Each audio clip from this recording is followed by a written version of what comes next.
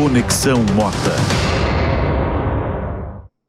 Vivemos em um mundo complexo e em constante mudança. No Conexão Mota, eu recebo convidados especiais para falar de temas que afetam sua vida e seu futuro, sempre em linguagem clara e buscando a verdade. Como foi o processo de independência do Brasil e como ele se compara com a independência dos Estados Unidos?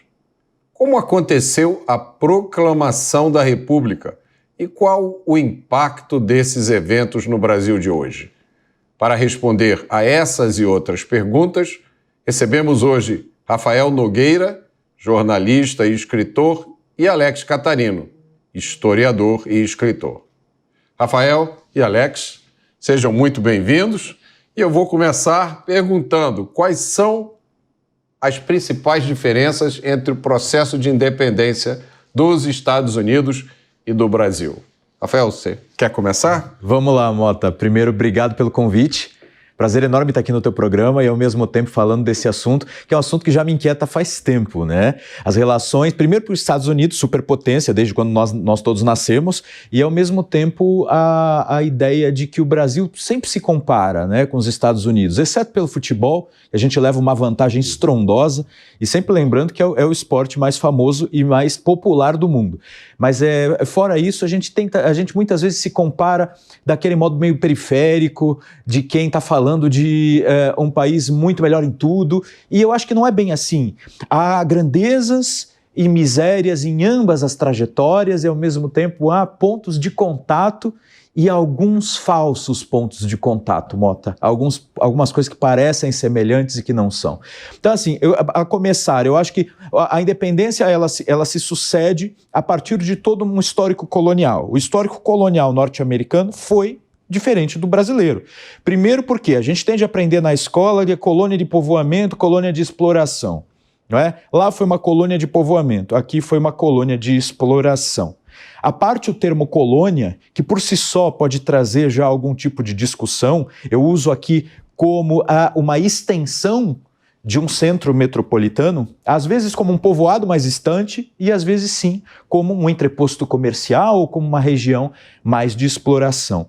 As colônias, quando elas são de povoamento, segundo o conceito tradicional, são conduzidas, planejadas para que populações sejam, digamos assim, de uma forma consciente e estratégica, implementadas num local distante. E as de exploração seriam, então, somente uns locais de rápida ida e retorno de pessoas que para lá só vão para ver se conseguem achar aí as especiarias, o ouro, aquilo que vale alguma coisa, sempre trocando de situação. Bom, não tem nada a ver a trajetória do Brasil, nem com um conceito, nem com outro, nem a dos Estados Unidos, ou seja, conceitos obsoletos.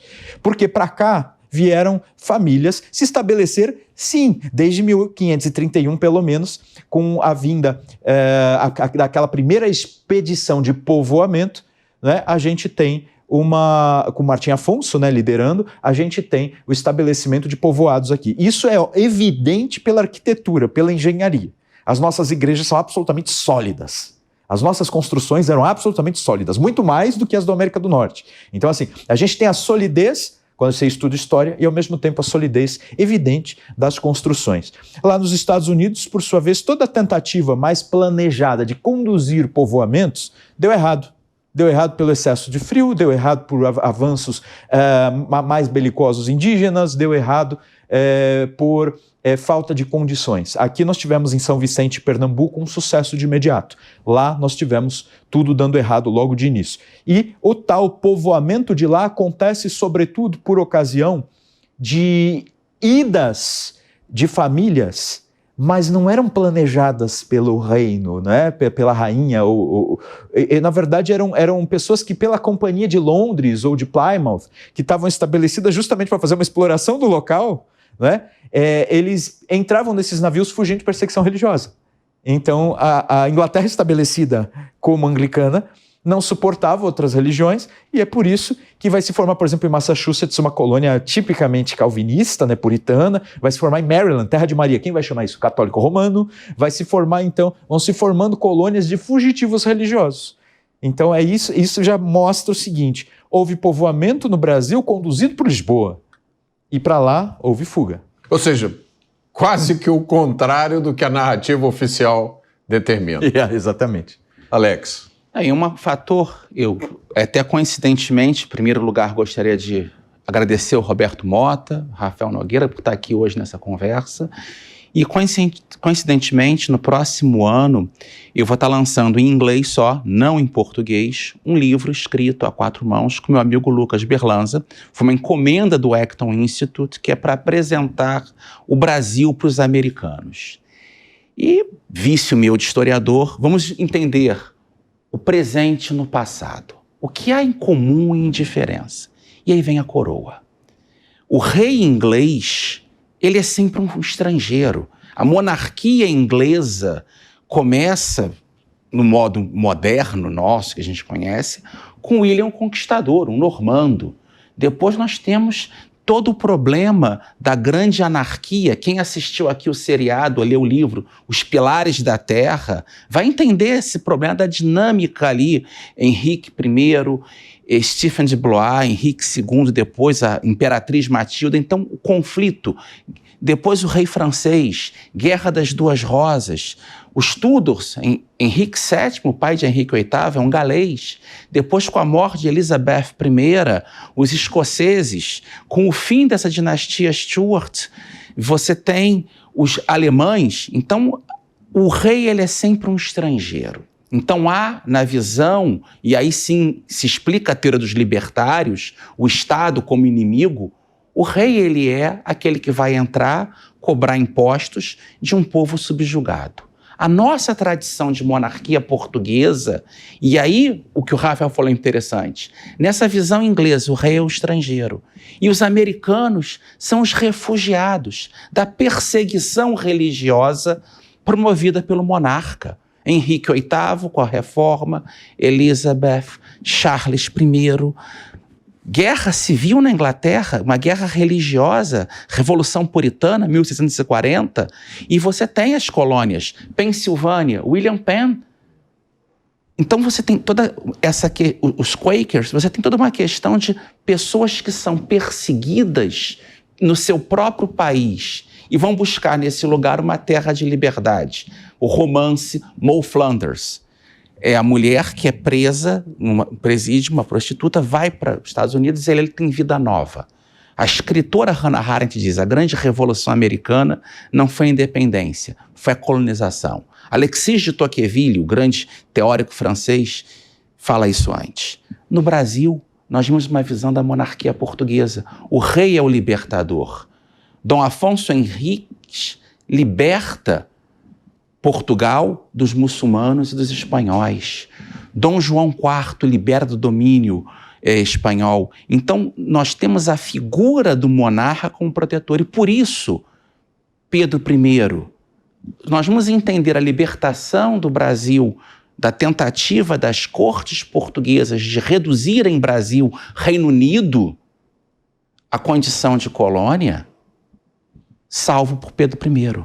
Ao passo que esse entendimento da figura do monarca como um libertador, a coroa liberta o povo de um parlamento, nos Estados Unidos é o parlamento tentando se libertar da coroa, isso remonta à Batalha de Ourique, quando Dom Afonso Henrique liberta Portugal do domínio muçulmano e da vassalagem espanhola. Então essa diferença acaba sendo... E por isso o brasileiro depende um pouco mais do Estado. O Estado português foi o promotor e o garantidor das liberdades. E o nosso processo de independência com Pedro I traz isso. Aí vocês levantam pontos muito interessantes que eu queria explorar aqui, porque a independência americana, quando a gente, sob determinado ponto de vista, ela é o resultado de uma rebelião de 13 colônias, né, que eram quase como se fossem 13 países distintos, cada um com as suas instituições. Elas se juntam e dizem: nós, as 13 colônias, não queremos mais nos submeter aos desmandos desse rei, que era o Jorge III, se eu não me engano. Jorge III. E a gota d'água foi um imposto que o rei resolveu cobrar, a ideia original dos Estados Unidos não era nem ser independente, aliás, não tinha nem ideia dos Estados Unidos, eram só 13 colônias que queriam ser tratadas de forma melhor. O rei não topou, aí surgiu uma guerra que terminou numa independência assim quase que por acaso.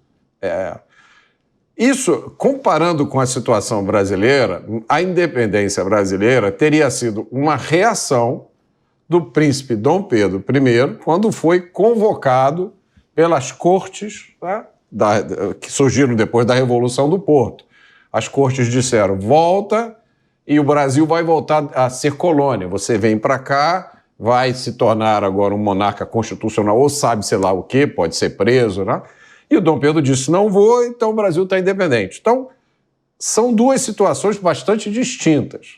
Como é que essa distinção influenciou tudo o que aconteceu depois? E outra, essa distinção tira o mérito da nossa independência, porque eu vejo algumas pessoas comparando a luta pela independência americana com o que eles dizem que é a não luta, que no Brasil, que a independência brasileira tem sido uma concessão de um príncipe, ao invés de ter sido, como foi nos Estados Unidos, uma luta que envolveu 5 ou 6 anos de realmente guerra, né?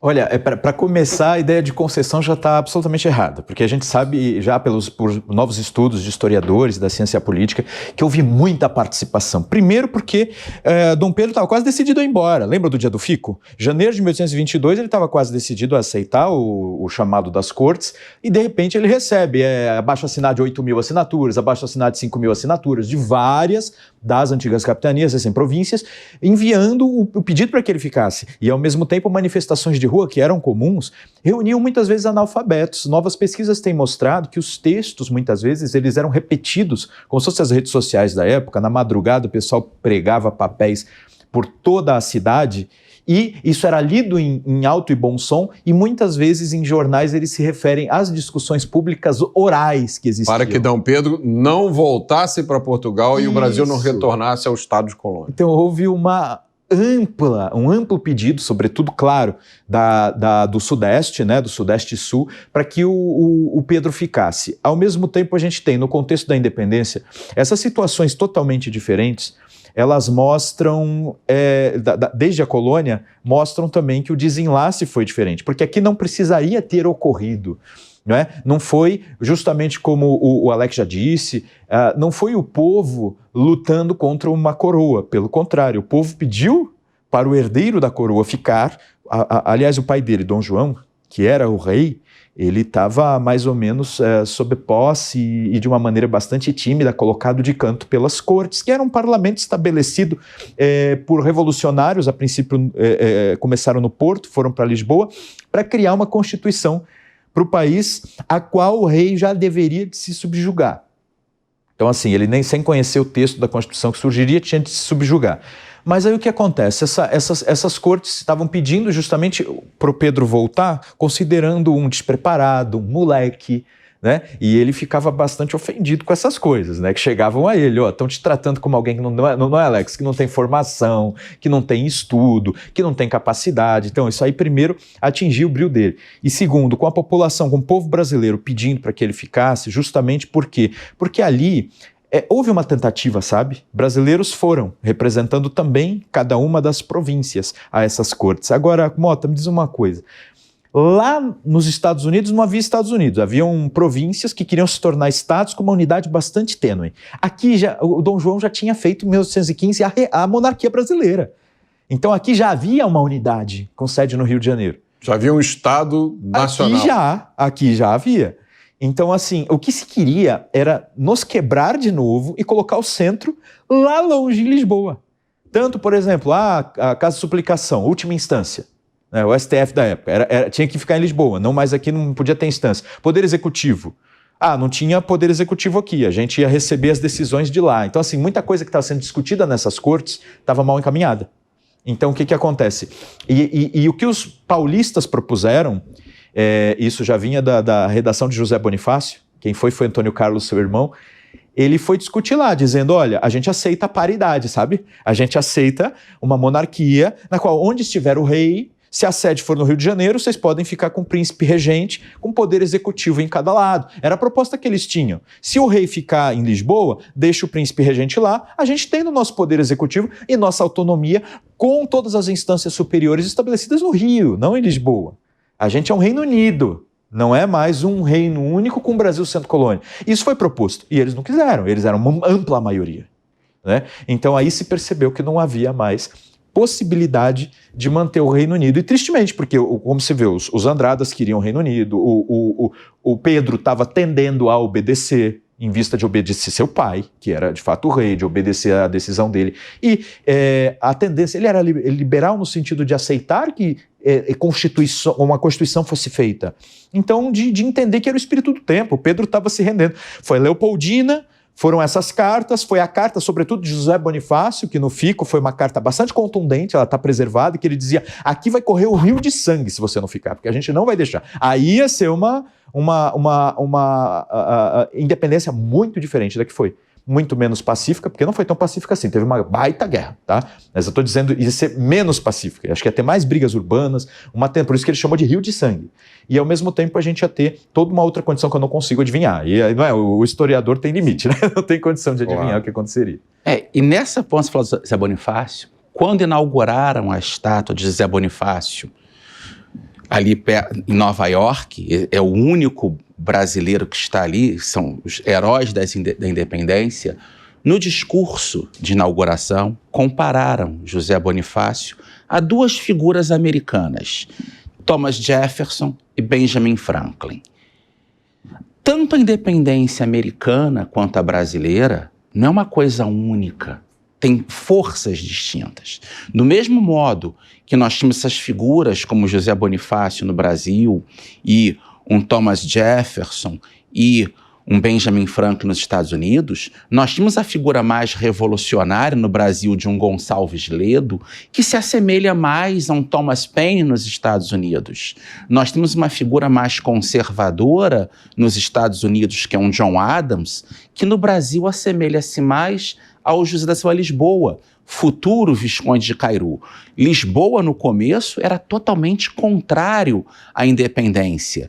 E ele, convencido pela conjuntura, um leitor de Burke, homem que traduz Edmund Burke para o português e edita as obras, ele vê que a prudência diz que se o Brasil aceitasse ser subjugado por aquelas cortes revolucionárias, seria o fim da nossa nação. Então, ele é essa figura de que, na verdade, a independência do Brasil não é uma revolução que é prevenida. Os revolucionários, e quando o Cairu escreve, a pedido de Pedro I, a história da independência do Brasil, ele diz: os culpados pelas mazelas foram as cortes em Lisboa, que queriam tirar do Brasil aquilo que Dom João VI nos deu. E qual é o papel de Pedro I nesse momento?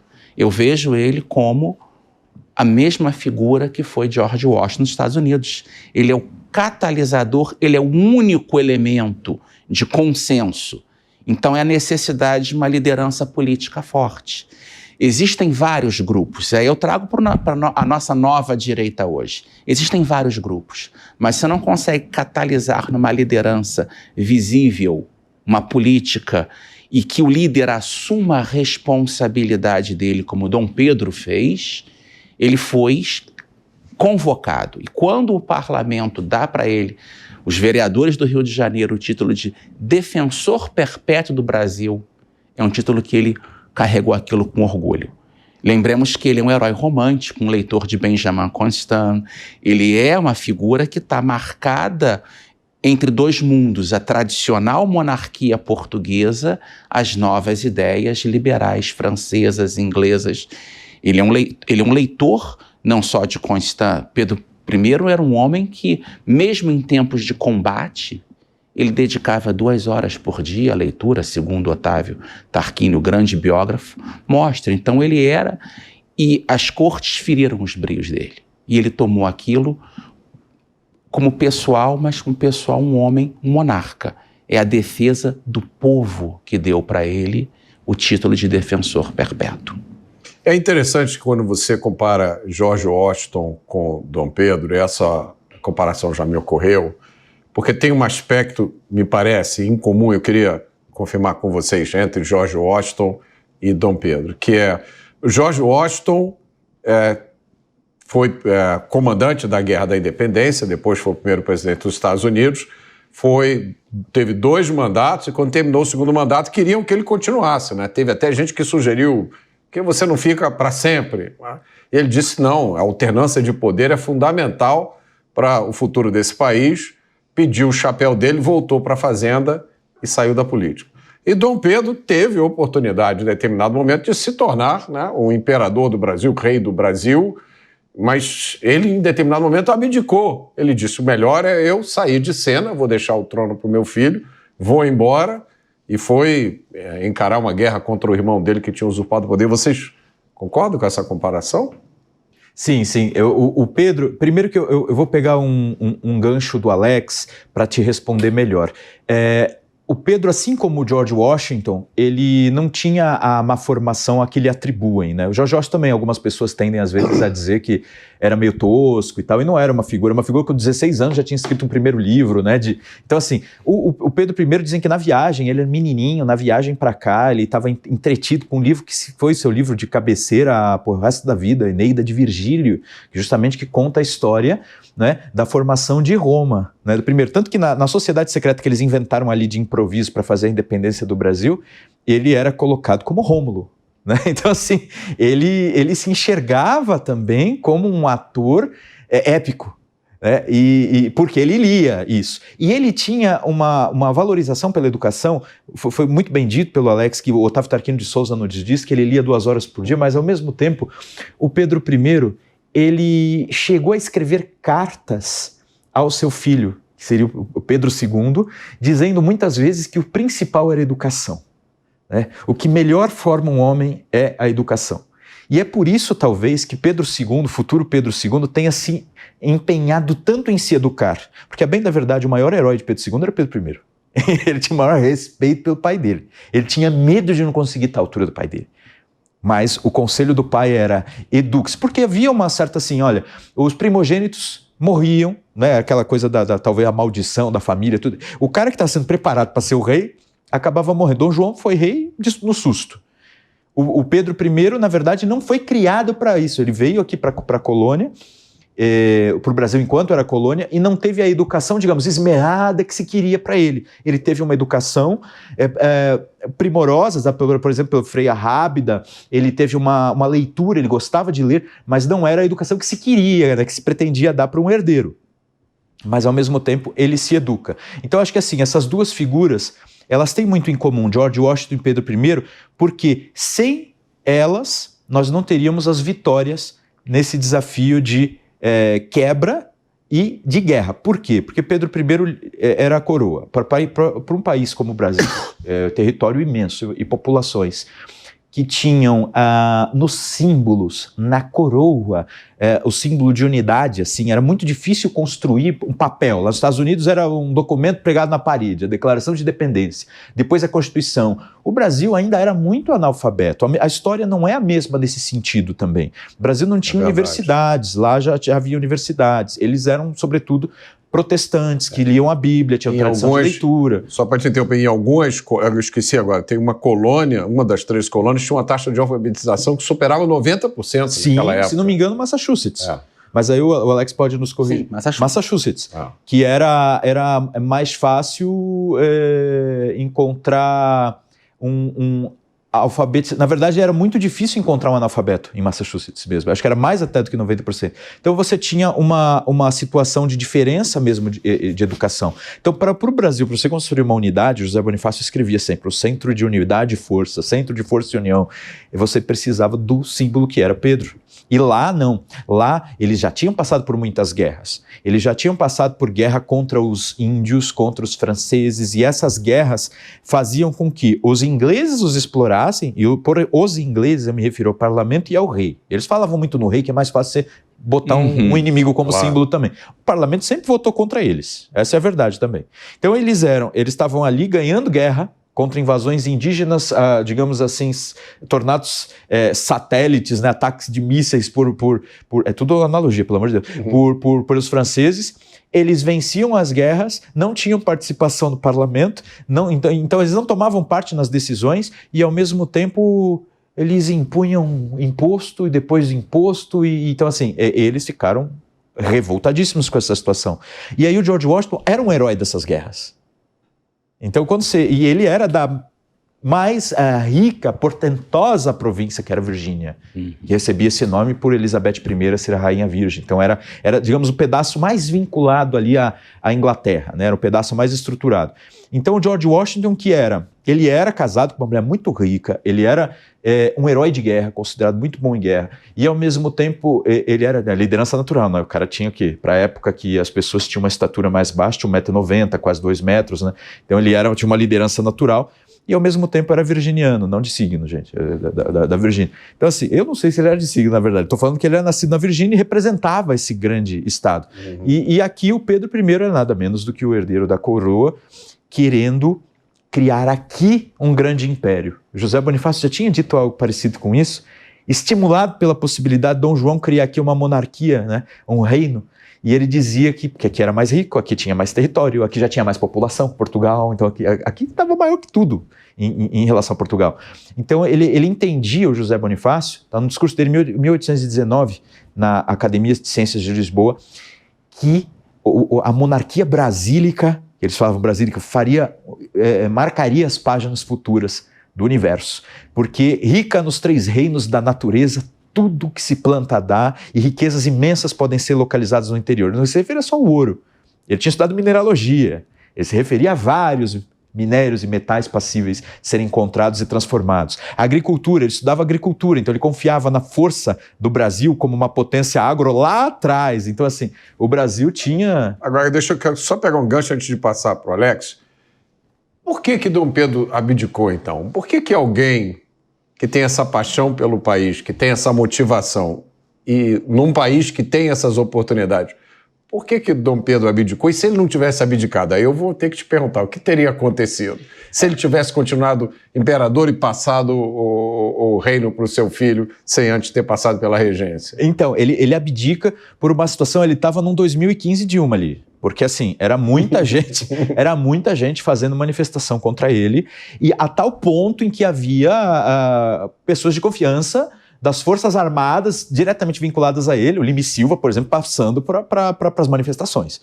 Então ele já estava numa situação de fragilização muito grande. Naturalmente, ele... Mas essas manifestações aconteciam por quê? Porque tinham medo que ele fosse assumir o Reino Unido de Portugal e Brasil e se tornar o rei de Portugal e o Brasil voltar a ser colônia de novo? Tinha mudado a situação já há algum tempo e uma certa animosidade entre brasileiros e portugueses tinha se intensificado. Então havia uma coisa assim, quem é português está aqui para nos trair, não está com a independência, não está conosco. E o Dom Pedro começou, o que mais leva à indignação é que ele monta um ministério, depois que ele demite os Andrades, ele tenta uma vez, depois ele vai trocando de ministério. Ele abusa lá do poder moderador chamado, lá, logo no início, era um experimento, né? E aí ele tem um momento em que ele chama um ministério com portugueses. E eles interpretam, já desde o fechamento, em 1823, da Constituinte, que era o primeiro parlamento que o Brasil teve, interpretam que em 24 veio uma certa pacificação, porque a Constituição foi bem recebida, né? Em 25 reconhecimento, só que em 26 o parlamento reabre e, de novo, tensões com o Pedro. E a principal é o seguinte, quando morre Dom João, justamente fica naquela apreensão. Ele está preocupado com o Brasil ou com Portugal? E ele quer voltar a Portugal e quer unificar de novo?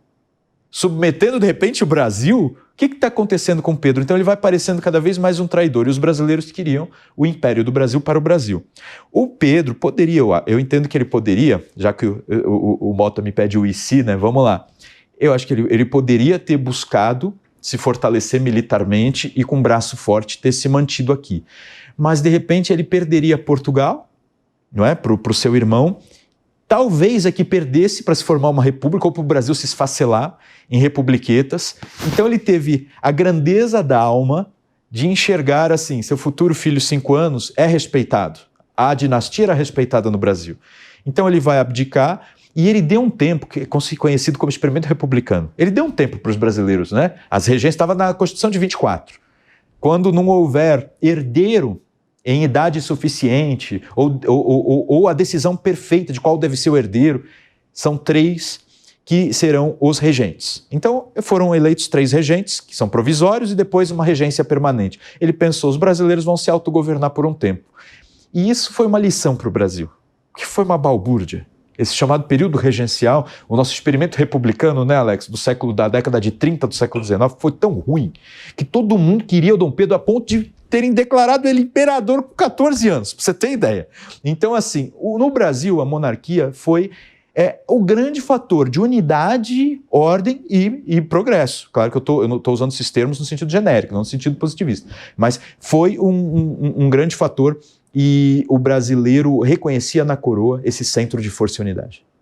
Bom, eu vou passar para você e, obviamente, vou fazer um comentário que, mesmo com essa balbúrdia durante esse experimento republicano, parece que o Brasil não aprendeu, né? Porque lá na frente resolveu declarar a república, mas... Eu vou ser um pouco cruel aqui no que eu vou dizer. Eu adoro a figura do José Bonifácio, mas eu vejo nos Andradas um pouco o início do Centrão. E, a meu ver, Pedro I foi traído pelo Centrão e pelos militares. Ele confiou demais na guarnição do Rio de Janeiro. E, a meu ver, foi o mesmo erro do Ouro Preto na República. Ele confiou demais no informante dele, Floriano Peixoto, que quando entra Deodoro com as tropas, Francis revela e diz, não, eu não sou teu informante, eu estou te traindo aqui esse tempo todo. Ou seja, o chefe, o comandante, a pessoa que tinha que informar como estavam os militares, ele faz isso. E com Pedro I tem a animosidade, sim, portugueses e brasileiros. Só que a posição dele, ele é um homem que aceita posições liberais. Só que ele é o descendente de uma monarquia de quase milenar. Ele é um homem que traz uma autoridade. E aí as ideias liberais democráticas entram em choque. Ele tinha o poder de nomear, e a briga dele é essa, eu posso nomear o ministro que eu quiser, a Constituição me garante, e o parlamento queria um poder maior nisso. Então essas tensões, e aí a genialidade do que acontece depois com Pedro II, quando Pedro II cria a figura do presidente do Conselho de Ministros, ele não tem que mais nomear ministro, ele nomeia o presidente e, se der problema, o presidente do conselho que resolveu. Que seria uma analogia com o parlamentarismo, sim, com o que acontece na Grã-Bretanha, primeiro-ministro. Então, você protege o monarca disso. Só que o Brasil estava começando. E Pedro I, ele era um homem que tinha as leituras dele, tinha as preocupações práticas, ele conhecia. E o Rio de Janeiro era um problema, porque a fidelidade, ele não tinha como testar essa fidelidade em outras províncias. E ele não sabia. O golpe da República acontece com a guarnição do Rio de Janeiro. Será que outras tropas em outros locais do Brasil, tanto que nós tivemos depois a tentativa Santa Catarina, o banho de sangue que Floriano faz ali, ainda bota o nome de Florianópolis, Canudos. Então, o sentimento monárquico brasileiro era grande. A fidelidade, só que no centro do poder, quando o comandante das tropas, Lima e Silva, já começa a ir para as revoltas. Quando ele perde, imagina se o presidente da República perde o comando da sua guarda. E foi o que aconteceu com Pedro I, de certo modo. Então ele ficou, é melhor dar esse experimento republicano aos brasileiros por um tempo e resguardar o filho. E ao mesmo tempo salvar a filha, Dona Maria II, por acaso com a alcunha a educadora. Tanto Pedro I, essa preocupação dele com a educação foi tão forte que os 2 filhos, Dom Pedro II, Dona Maria II, foram pessoas muito preocupadas com a educação, ao ponto do filho de Dona Maria II, a educadora, Dom Luís I, ser um tradutor de Shakespeare. Então a gente tem o sobrinho de Dom Pedro II. Então essa formação Só que existia atenção. Pedro I, ele perdeu representação, vamos chamar assim, de o Centrão, que era o grupo político, a elite política nossa, os Andradas e outros grupos mais, e ele perdeu o apoio da liderança militar do Rio de Janeiro. Ele poderia ter tropas fiéis em outros locais, só que elas não chegariam a tempo. Então, para evitar um conflito maior, ele teve um ato de benevolência, de entregar a generosidade, de colocar como tutor de seu filho, José Bonifácio. Mota, se me permite, a interpretação está muito interessante o que o Alex está trazendo. Só quanto à questão do centrão. Centrão é uma palavra um pouco anacrônica, né? Porque ela se refere a um centro que está estabelecido como uma espécie de balcão de negócios ou, desde o ponto de vista positivo, como um centro democrático com o qual se deve dialogar na República. Na ocasião, desde 23, José Bonifácio estava exilado na França, sem nenhuma, e ele não tem nenhuma evidência de que ele estava participando de conluios, formações e de qualquer coisa contra o Pedro I. Então, assim, ele estava lá dialogando tão somente com um amigo, tanto que está preservado essas cartas na Fundação Biblioteca Nacional, chamadas de Cartas Andradinas, conversando com um amigo em Paris. Então, assim, ele não estava influenciando o que acontecia lá. Ele vai voltar em 1819, em 29, amicíssimo do Pedro I. Então ele volta numa tragédia pessoal, perde a esposa no retorno e a partir daí está bem próximo do Pedro. Quando Pedro abdica, ele percebe o seguinte, é o contrário. Como é que eu vou acabar com essas elites que estão querendo acabar comigo? Eu vou botar o José Bonifácio, eu vou provocar todo mundo, porque ninguém gosta do José Bonifácio, que de nada de centrão tinha, porque ele provocava todo mundo, falava o que pensava, era bastante radical. Então eu vou colocar o José Bonifácio de tutor do Pedro II. Então essa é a minha interpretação da situação. Tanto que, quando o período regencial, né, ele vai dando errado, porque a gente teve aí sim, quase uma quebradeira, né? Rio Grande do Sul, ele em 1835 começa a farroupilha e vem a declarar-se uma república. Revolução Farroupilha. Uma revolução farroupilha, vem a se declarar uma república, a República Rio-Grandense, que se espalha para Santa Catarina, que declara a República Juliana, que se espalha para Bahia, que declara a República Baiense. Você vai vendo uma quebradeira. E o que queriam os Andradas nesse Essas revoluções todas durante o período da regência. Da regência. O Brasil vai se quebrando. O que queriam os Andradas nesse contexto, né? Eles queriam o retorno, eles eram do partido de que Pedro I deveriam votar, entendeu? Então, assim, então por isso que eu não entendo de maneira alguma que os Andradas, nesse contexto, pudessem ser comparados com o Centrão. Só vi isso num livro bastante acessório de um personagem não muito estudado, né? Então, eu acho até que... E a gente não vai ter tempo de falar aqui, mas a gente precisa um dia fazer um programa só sobre José Bonifácio. Não é verdade. Né? Porque ele é uma figura fascinante. Outro dia eu estava lendo sobre a vida dele, educadíssimo. Ele lutou em Portugal contra as tropas invasoras de Napoleão. Exato. Combateu lá, guerra de guerrilha, enfim. E como o Alex disse bem, ele foi comparado a Benjamin Franklin e Thomas Jefferson. O presidente Kennedy, certa vez, disse que quando ele estava com intelectuais, prêmios Nobel na sala, ele disse, olha, nunca antes houve tanta inteligência reunida nessa sala, exceto quando Thomas Jefferson estava sozinho nela. Coisa assim. E o Thomas Jefferson tinha em sua casa, Monticello, que já visitei 2 vezes, um quarto só para um português chamado o Abade Correia da Serra, que ele considerava o homem mais erudito do mundo, um português. Repito, e era colega de José Bonifácio na Academia de Ciências de Lisboa. José Bonifácio, que foi o jovem escolhido como um dos mais talentosos para receber uma bolsa dessa mesma academia. Então, quando ele vem com uma cultura absolutamente extraordinária mesmo, né? Se a gente fosse comparar até com a maneira com que o Thomas Jefferson enxerga um português, a gente vê qual que era o círculo intelectual do qual o José Bonifácio fazia parte. Era de muito alto nível.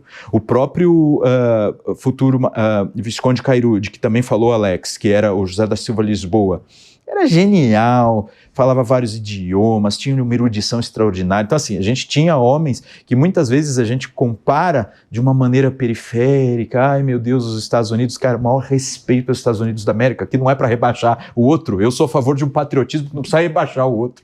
Mas, naquele momento, a gente já tinha cidades, por exemplo, Ouro Preto, que era Vila Rica, era mais rica que Nova York. A gente tinha uma extensão territorial muito maior. A gente tinha uma situação melhor em vários níveis, em vários sentidos, inclusive econômico. Em 1800, o PIB do Brasil era igual ao PIB dos Estados Unidos. Então acho que a gente tem que ter só mais parcimônia e mais... Mas sabe o que eu acho que acontece, Rafael? A gente tem acesso muito mais fácil às ideias e aos pensamentos dos pais fundadores dos Estados Unidos do que a gente tem às ideias dos pais fundadores do Brasil. É verdade.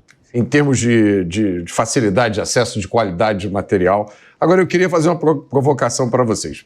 Me corrijam se eu estiver errado. Na história dos Estados Unidos, a independência foi também um momento de declaração da República.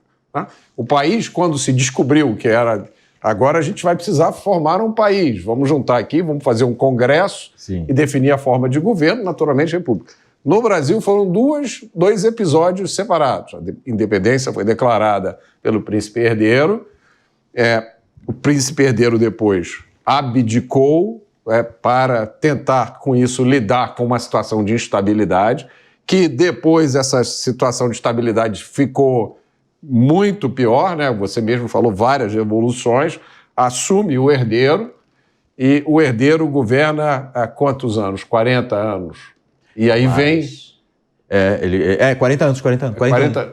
E aí é proclamação da República. Então você tem a independência e a proclamação... A independência e a República como eventos completamente distintos. Isso explica alguma coisa do que a gente vê hoje no Brasil? 49, desculpa a matemática. 49 anos. Explica, eu acho que o Alex tem... Olha, em primeiro lugar, eu vejo nessa situação de líderes do Brasil, os americanos aprenderam a cultuar desde cedo os grandes líderes deles. E nós temos aquela coisa do complexo de vira-lata. A nossa memória e o ataque contra a nossa história, inicialmente até pelos republicanos, quando a República é proclamada, um golpe, uma quartelada no Rio de Janeiro, quem eles vão colocar no panteão? Eles não têm grandes nomes. E aí nós temos essa questão de apagar, porque quem são as grandes figuras? Mesmo o Gonçalves Ledo sendo mais radical, mais semelhante a Thomas Paine, ele é um monarquista, ele é fiel, ele não quer implementar uma república. Os próprios elementos republicanos na época da independência são minoritários e quase... de pouca força. O príncipe herdeiro, ele é a figura que vai congregar, então, a imagem da coroa.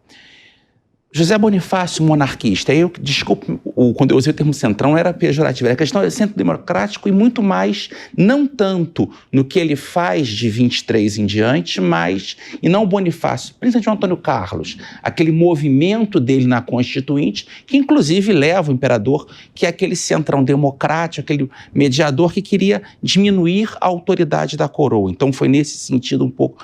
Então esse grupo... Você está falando da Assembleia Constituinte de 1823. De 1823, que começou a fazer um projeto de Constituição e chegou em um determinado momento, o Dom Pedro disse, está dissolvida, eu vou fazer. Porque era uma Constituição que trazia elementos jacobinos revolucionários que poderiam desestabilizar o país e levar à crise que depois a gente vê da regência, inclusive, separação. Então a gente esquece...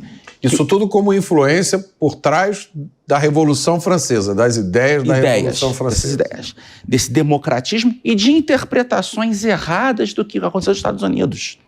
Entender, inclusive, os americanos como uma revolução. Ali era, na verdade, uma preservação de um status colonial de autonomia que já existia. E eles nunca usaram esse nome. Durante a luta pela independência americana, eles nunca usaram esse nome revolução. Revolução, porque eles não veem com a causa, né? É a causa, não é a revolução. Tem um livro ótimo, aliás, da LVM sobre isso, chamado A Causa. A Causa. O que acontece? Então não tem isso. Só que nós esquecemos. Eu estou, inclusive, até mostro aqui, está em pré-venda, trouxe aqui a capa para mostrar, esse livro meu, Agenda Conservadora Brasileira. O que é a ideia? Então aqui as figuras. Cairu, Vasconcelos, Eusébio de Queiroz, Duque de Caxias, Barão do Rio Branco. Nós esquecemos por que alguém hoje no Brasil se diz conservador. O que nós queremos conservar? E é uma pergunta a ser feita.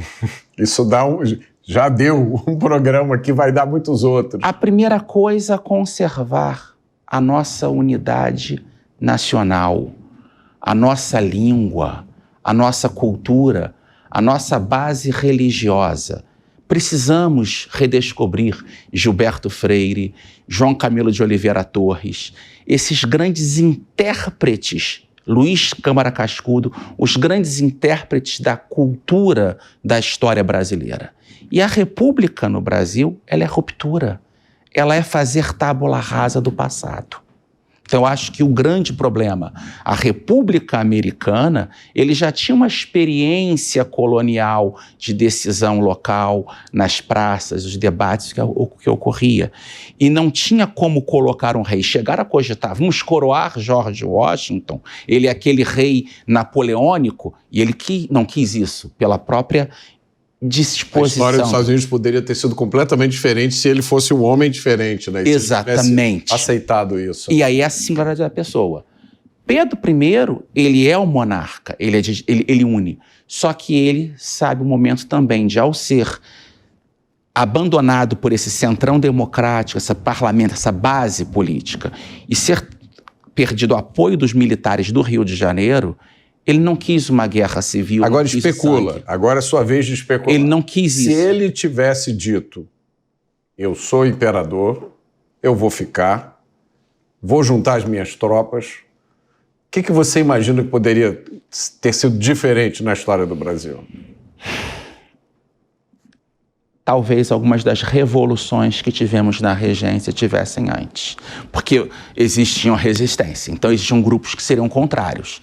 Então ele usou sim a prudência, ele foi um monarca prudente, benevolente, ele tirou a figura dele de alguns assessores que criavam atrito com esses grupos, ele sai de cena, resguarda a monarquia para o filho e deixa que vocês se autogovernem por um tempo e vão sentir minha falta. Vocês vão sentir saudade de mim. E sentiram. A facção Caramuru... Essa frase já foi usada antes na história do Brasil, né? Uhum. Vocês vão sentir saudade de mim. Então, Caramuru, a facção, ela vem e queria a restauração. Quando morre Pedro I... Caramuru era o nome do partido que queria a volta de Dom Pedro. Uma das grandes lideranças, Zé Bonifácio, queria a volta de Dom Pedro. Quando Pedro I falece, em Portugal, Pedro IV, Duque de Bragança, e não volta, você tem o quê? A união dessa facção mais conservadora com uma parte dos moderados e vai gerar o que mais à frente? O regresso. Bernard Pereira de Vasconcelos. Ou seja, essa experiência republicana no Brasil. O que é o conservadorismo brasileiro que Bernard Pereira de Vasconcelos traz? Marquês de Olinda, o último regente, regenciana quando cai Padre Feijó e ele assume, e uma centralização maior um pouco. É o que? Retomar uma experiência monárquica. O regresso da monarquia, um regresso do modo monárquico de governar o país, porque o modo republicano falhou. A república no Brasil é fracasso. Nós temos hoje uma crise permanente desde 15 de novembro de 1889 até hoje. Nós não conseguimos estabilidade institucional. É o que um grande teórico que eu gosto, José Pedro Galvão de Souza, diz. É uma crise única, com várias rupturas. Então o Brasil vive nesse experimento republicano, contrário à própria dinâmica sociológica nossa, uma revolução permanente. Então agora a gente está se encaminhando por fim, eu vou fazer a provocação para vocês aqui. Nós discutimos essa semana um livro muito bom chamado Raça e Cultura, do Thomas Sowell, publicado pela LVM, que eu recomendo a todo mundo que leia. É um livro muito importante nesse momento. E Thomas Sowell fala sobre cultura. Em determinado momento, Thomas Sowell levanta um ponto que muita gente pode considerar polêmico. Ele diz o seguinte: há povos que conquistaram a sua independência lutando contra um poder colonial, caso dos Estados Unidos. E, isso é a frase do Thomas Sowell, há povos que receberam a sua liberdade como resultado de decisões políticas tomadas por outros. E aí o Thomas Sowell disse, geralmente no terceiro mundo esse é o caso.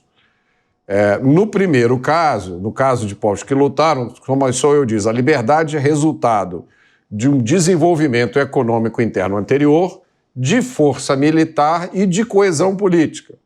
No caso em que os povos recebem a liberdade, eles não necessariamente têm essas realizações. Isso tem impacto na cultura.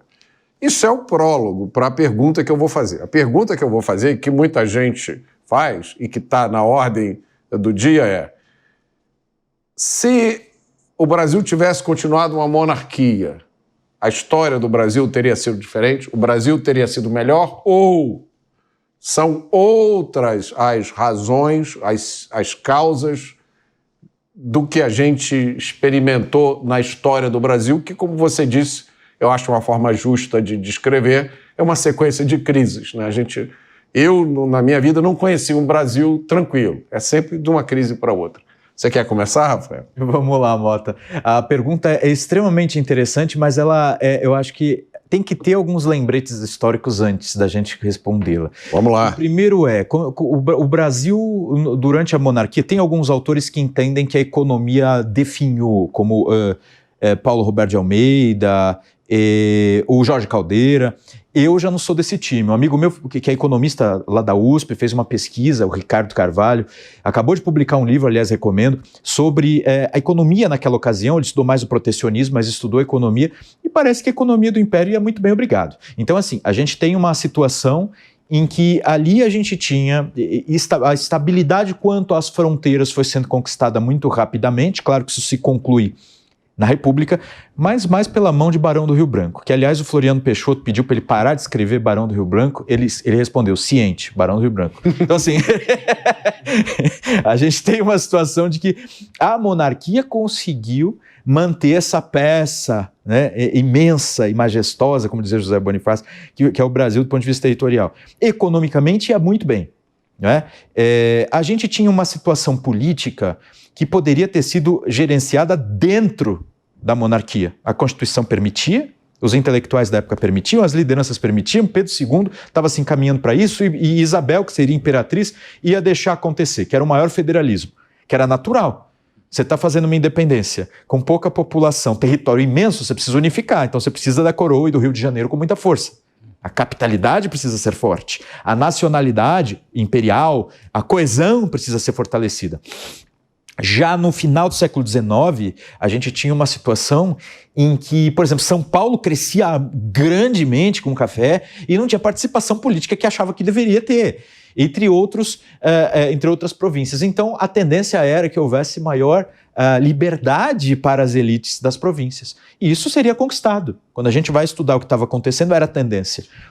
O que acontece? A gente tem a sobreposição de uma mudança grande. Hoje fala-se muito em democracia, Mota. Democracia para lá, democracia para cá. Bem, da verdade, quem instituiu de uma forma prática a ideia de um parlamento e de respeito a direitos foi a Inglaterra, uma monarquia. Os Estados Unidos, eles fazem a sua revolução, que não chamavam de revolução, para proteger esses direitos e porque não participavam dos debates parlamentares inventados, na prática, claro, pela Inglaterra. O Brasil, e tanto que é chamada de Crowned Republic, ou seja, uma república coroada. O Brasil, nosso grande escritor, João Camilo de Oliveira Torres, escreveu um livro explicando, para justamente recuperar a ideia política do Império, ele chama de Democracia Coroada. Eu fiz um estudo, na minha dissertação de mestrado, eu estudei os debates constituintes para criar a ordem constitucional imperial. E como quando me formei em Direito, eu estudei esses debates lá dos Estados Unidos, eu percebi que ambos usavam um autor clássico comum, que era Políbio. Políbio falava que você tinha... Autor romano, né? Um autor romano. Ele dizia, ele era de origem grega, mas no contexto romano. Ele pensou a República Romana. E esse autor dizia que a República Romana era a cidade eterna, ela era duradoura, porque sabia combinar bem as formas puras de governo. As formas puras constitucionais de governo são monarquia, aristocracia e Democracia. Em termos gerais, em síntese, um governo unificado, um centro que pudesse dar união e ordem, uma elite e o povo, ambos com canalização de poder adequada.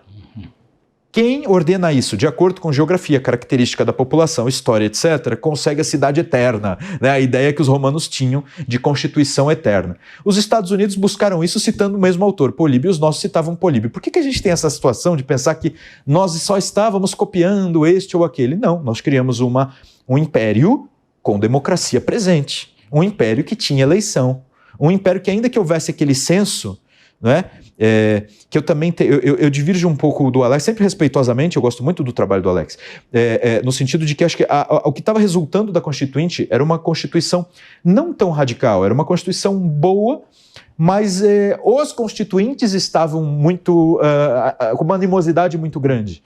Né? Então, o que restou? Eles pegaram aquilo e transformaram rapidamente numa coisa, mas que adivinha dos debates constitucionais. A ordem criada no Império, ela foi a mais duradoura da história do Brasil. Era a segunda Constituição escrita mais durável do mundo, só perdendo para a dos Estados Unidos, porque a nossa é de 24, a deles era de 1787.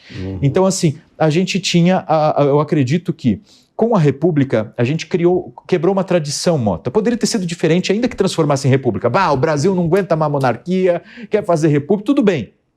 Você vai jogar fora todo o império, toda a experiência. Jogou fora, porque os julgados do judiciário foram jogados no lixo. A história dos personagens foi jogada no lixo para construir outros símbolos. Né? Queriam fazer a bandeira igual dos Estados Unidos, né, Alex? Sim, por uma semana ficou ali, listra verde e amarela alternada, com os estados num quadrado ao lado, no canto do retângulo, uma coisa bizarra.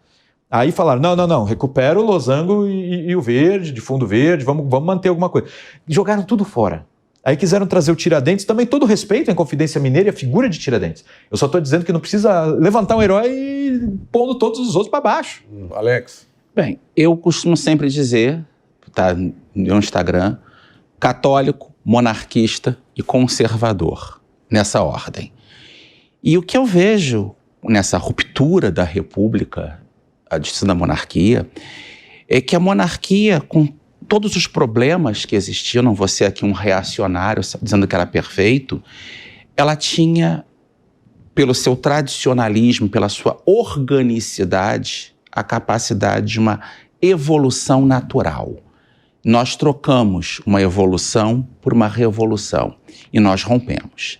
E se nós olharmos o caminho de Falas do Trono, de Dom Pedro II, a atuação da princesa Isabel como regente, e eu vou mais além, um documento que eu gosto muito, que são os manifestos monarquistas de Dom Luís e Orleans e Bragança, filho da princesa Isabel, e que tentou uma restauração. Então ele escreveu o documento em 1909, 1914, depois 13, na verdade. Com a guerra, ele vai para a Primeira Guerra Mundial, o herói da Primeira Guerra Mundial, contrai febre de trincheira e acaba morrendo antes da própria mãe. Só que ele já defendia o que o Rafael falou, a federalização. Ele tem um projeto, inclusive, para reconciliar o Brasil. O Império teve o problema da crise com os agricultores, por conta do fim da escravidão, teve o problema da crise religiosa, de certo modo a rigidez pombalina de um visconde do Rio Branco contra Dom Vital naquela situação, com a maçonaria, teve o problema da crise militar e tem a questão federativa. O que ele propõe é reconciliar o Brasil, ele como monarca, reconciliar essas quatro esferas. Então existia, nesse momento, também ali na República Velha, diante de crises, uma proposta que já mostra o que talvez seria a cabeça daquele monarca, o que Joaquim Nabuco diz, uma monarquia mais social.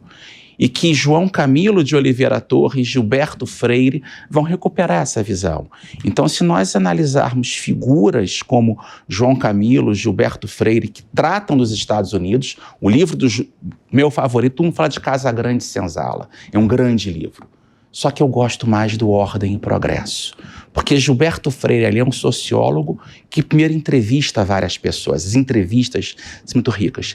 E ele mostra um dos erros da República nossa de querer copiar muito modelos americanos, modelo francês, e nós abandonamos o que é da nossa natureza enquanto povo. Alex, muito obrigado. Muito obrigado, Rafael. Você quer falar mais alguma? Só para dizer que esse mesmo tema vai ser tratado por mim em Curitiba no dia 3 de dezembro. Então, 3 de dezembro, 19 horas no Clube Graciosa. Muito obrigado pela presença de vocês aqui hoje. E o Conexão Mota fica por aqui. E para você que gosta do jeito Jovem Pan de Notícias, não deixe de fazer a sua assinatura no site www.jp.com.br. Você vai ter acesso a conteúdos exclusivos, análises, comentários e acesso ilimitado ao Panflix, o aplicativo da Jovem Pan. Obrigado pela sua companhia e até a próxima semana.